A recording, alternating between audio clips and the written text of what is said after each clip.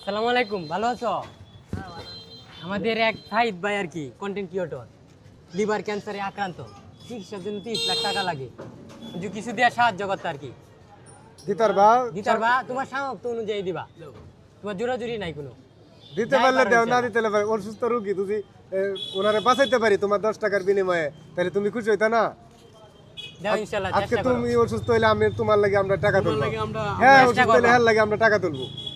দিতার বানি খুশি খুশি খুশি হয়ে যাও। মনে হয়ে দেবো। এই তো দিতেছে, আলহামদুলিল্লাহ। দেও সবাই, আলহামদুলিল্লাহ, আমিন। আলহামদুলিল্লাহ।